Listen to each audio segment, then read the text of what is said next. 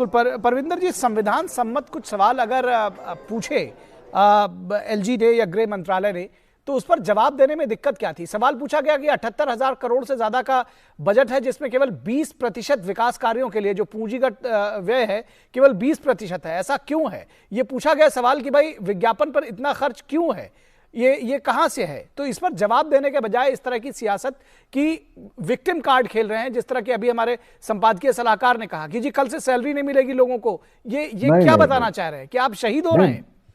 नहीं, देखिए, अब जैसे ही उनके संज्ञान के अंदर वो लेटर आता है, 25-30 मिनट के अंदर उसका आंसर दे दिया जाता है और भेज दिया जाता है।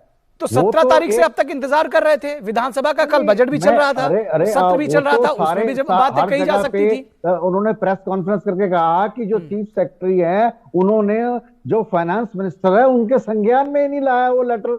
ये साजिश है भारतीय जनता पार्टी के जो पाले हुए जो लोग हैं, जो संवैधानिक पदों के ऊपर है, लेकिन वो चापलूसी जो है सत्ता पार्टी की। चलिए हम आपकी बात ये भी अगर मान लेते हैं, ये भी बात आपकी मान लेते हैं परविंदर जी, तो फिर भी कम से कम 9 दिन का समय बाकी है।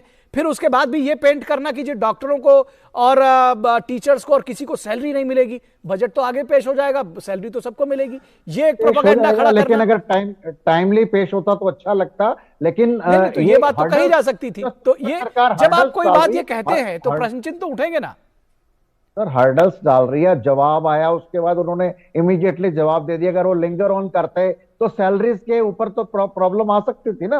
ये जो है, ये शरारत करके परेशान करना किसी राज्य सरकार को, जो चुनी हुई सरकार है, जिसको एक मैंडेट दिया दिल्ली की जनता ने, उनको काम ना करने देना, उनको तरह तरह से प्रताड़ित करना। चलिए इसका जवाब ले लेते हैं।